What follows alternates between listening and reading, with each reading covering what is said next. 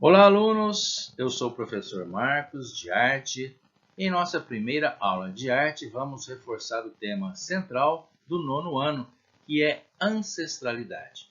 Essa aula foi preparada em conjunto com a professora Ercília. E ancestralidade, o que significa essa palavra não muito comum? Bem, ancestralidade tem a ver com hereditariedade, as heranças genéticas e culturais deixadas pelos nossos antepassados, nossos bisavós, nossos avós, são nossos antepassados. Quem pôde conviver com o avô, por exemplo, quanto não aprendeu com ele, não é mesmo? E na história da humanidade sempre foi assim. Mesmo no campo das artes, aprendemos com os antepassados. Então, nessa aula vamos falar sobre ancestralidade. Portanto, guarde bem essa palavra. Ancestralidade é tudo que se refere aos antepassados ou antecessores, o que se recebeu das gerações anteriores, antiguidade, descendência e hereditariedade. Vamos em frente.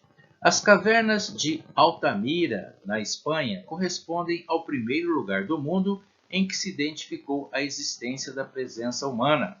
Lá podemos ver pinturas de bisões, que são um tipo de búfalo, cavalos, veados, mãos humanas e também misteriosos símbolos que foram pintados ou gravados entre 35.000 e 13.000 anos antes dos dias de hoje. Hoje é conhecido como arte rupestre. Rupestre porque tem a ver com rocha, pintado na rocha, na pedra. Mas para o homem primitivo seria arte? Historiadores afirmam que essas pinturas estavam ligadas a rituais dos homens primitivos. Eles pintavam animais porque acreditavam que teria uma boa caçada e assim por diante. Essa imagem é a da Vênus de Willendorf, conhecida como Mulher de Willendorf, encontrada na Áustria, uma estatueta esculpida entre 28.000 e 25.000 anos atrás. Pois bem, essa foi uma das primeiras representações em 3 dimensões do corpo humano. Suas formas são arredondadas.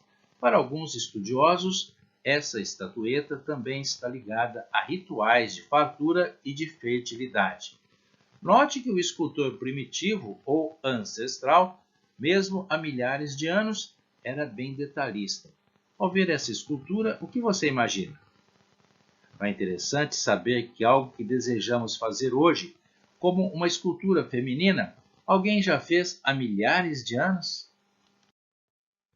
Mas vamos dar um salto na história para entrar no período do pré-renascimento. Isso mesmo, um período rico da arte mundial. E essa é uma obra de Giotto, chamada de Crucificação, produzida no período de 1304 e 1306. A composição, também conhecida como Descendo ao Limbo, é uma obra do arquiteto e pintor italiano, como já falamos, Giotto de Bondone. Trata-se de um pequeno painel relativo à fase mais madura da carreira do artista. Faz parte da época em que Giotto dirigia um dinâmico estúdio em Florença, na Itália. A respeito dessa obra, podemos dizer que ancestralidade é algo com que convivemos nos dias de hoje também. Por que isso? Porque símbolos como esses do painel, Cristo, a cruz, fazem parte da nossa atualidade, não é mesmo? Ancestralidade também pode ser algo presente nesse sentido. Está certo que o Renascimento foi um período em que os pintores trabalhavam para a Igreja Católica, que detinha não só o poder religioso naquela época. Mas o interessante notar é que muitas das tradições, técnicas artísticas e fé do passado, ou seja, saberes e crenças do passado, têm influência até nos dias de hoje, não é mesmo? Nessa aula, além de mostrarmos a você obras de arte que são ícones. Mas o que é um ícone mesmo? Bom, ícone é um marco, o que é hiper, super, mega representativo de algo. Pois bem, além de mostrar esses ícones importantes, é bom dizer que são também obras ancestrais que continuam nos influenciando.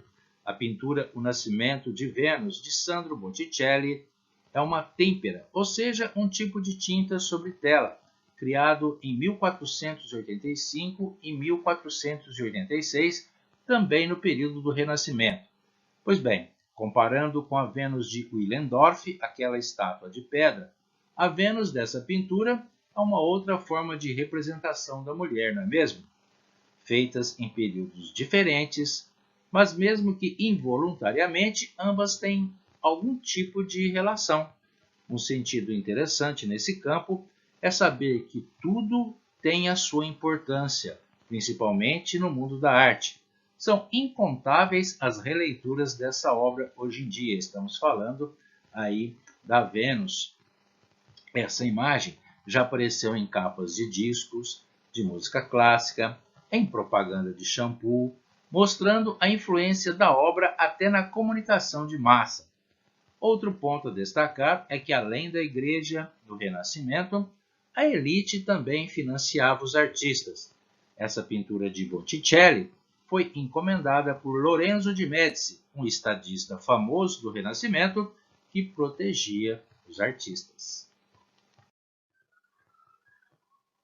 Seguindo em frente, esse é um quadro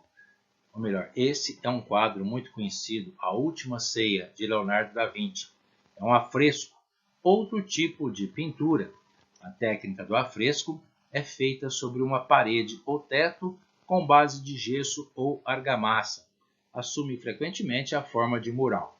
A técnica é utilizada desde a antiguidade, estando intimamente relacionada com a pintura italiana renascentista. Pois bem, essa criação de Da Vinci é de 1495-1498 e está localizada em Milão, na Itália. Essa obra ancestral chega ao século XXI como uma das mais conhecidas de todos os tempos. É bem provável que na nossa casa ou na casa de algum conhecido, algum parente, essa imagem esteja presente, seja na forma de um quadro ou até mesmo de um entalhe ou relevo. Qual é o tema do quadro? Como o próprio nome diz, a última ceia de Cristo. Isso foi feito há mais de 500 anos. Se esse quadro já inspirou pesquisas, dúvidas religiosas e até inspirou romancistas e filmes, talvez a força dele seja mesmo a de reforçar uma fé religiosa muito forte no mundo ocidental, o cristianismo.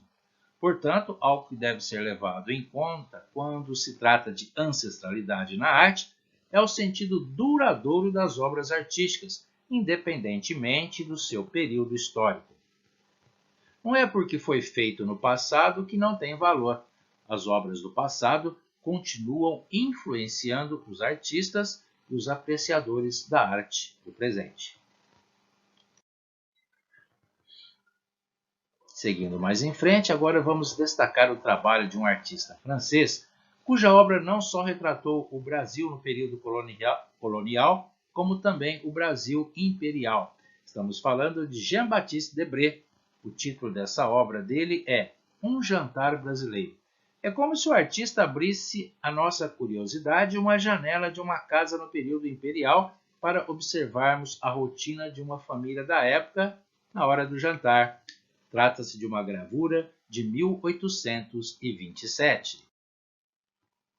Esse aí é Jean-Baptiste Debré. Ele foi um grande desenhista, pintor, gravador e professor francês.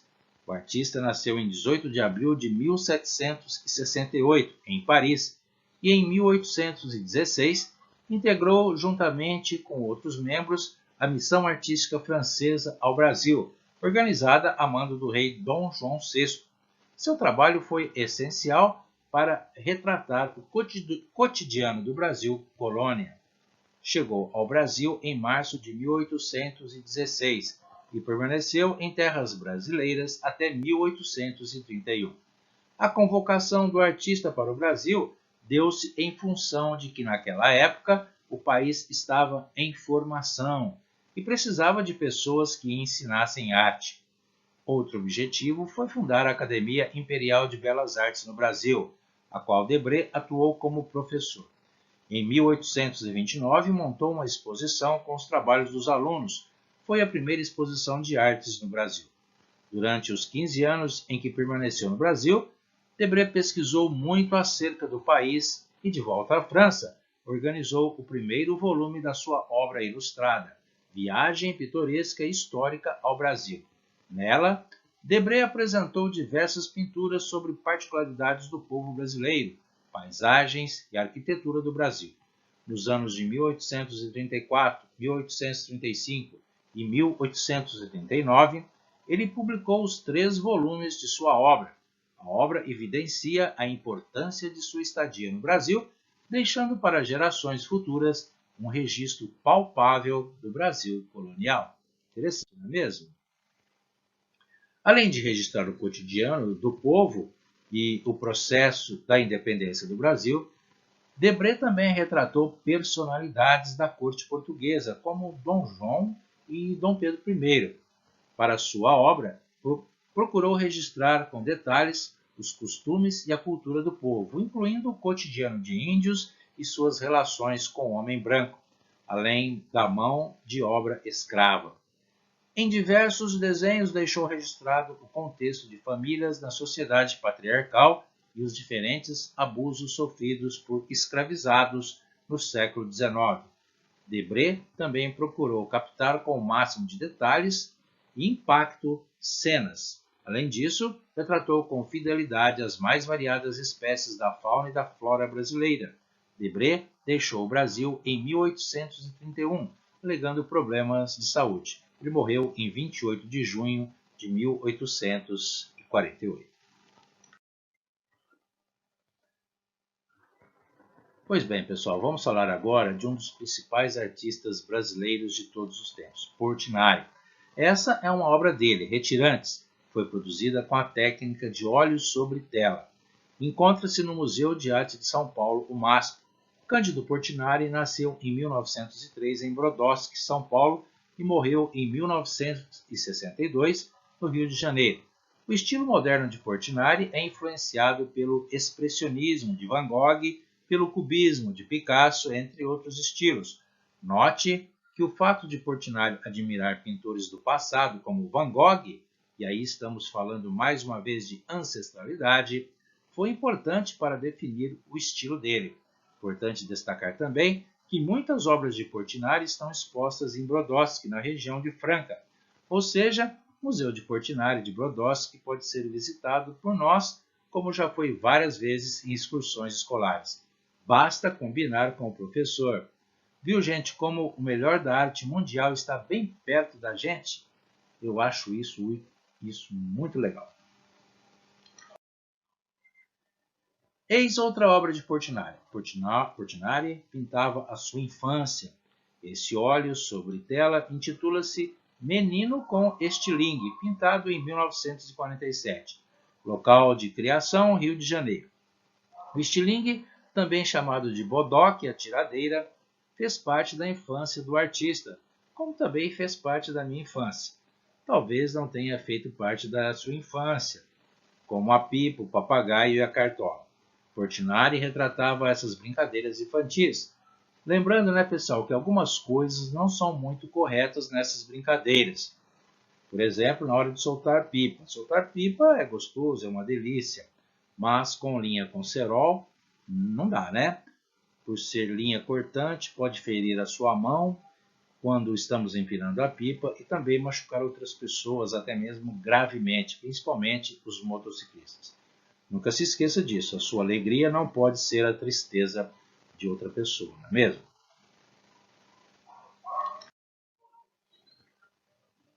Nessa aula sobre ancestralidade, mostrando trabalhos artísticos importantes, ontem, hoje e sempre, vamos encerrar com o quadro moderno que talvez seja o mais conhecido da arte brasileira. É o Abaporu, da artista modernista Tarsila do Amaral.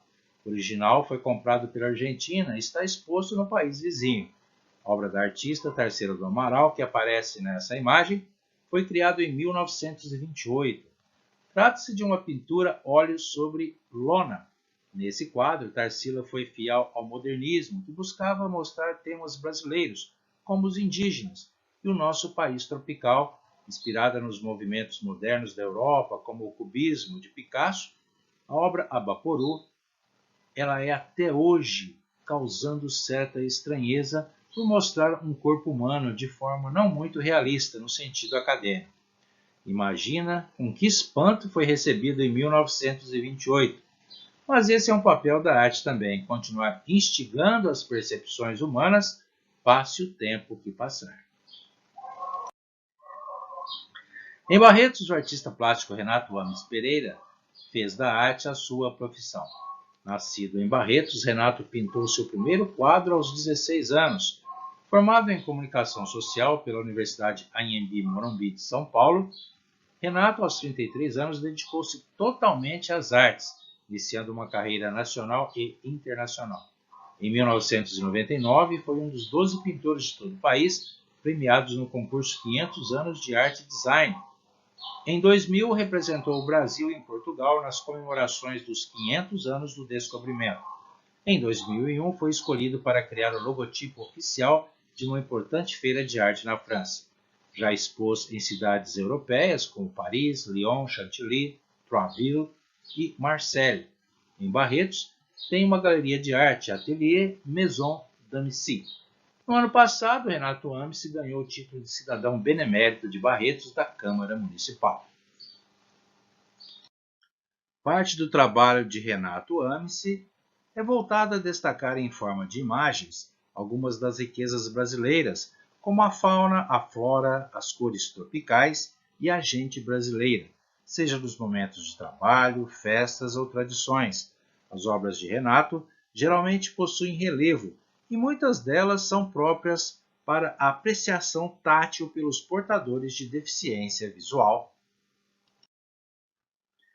No final dessa aula, a proposta de atividade é uma pesquisa sobre a vida e obra do artista plástico barretense Renato Ames Pereira. Pesquise no Google, também em vídeos da internet. Com certeza você vai descobrir muito mais sobre a obra de Renato Ames. Para chegar no estágio em que chegou, Renato Ames também recorreu muito ao aprendizado deixados pelos mestres da pintura do passado, os nossos ancestrais. Esperamos que tenham gostado dessa primeira aula. Obrigado pela atenção, bom trabalho e até a próxima aula.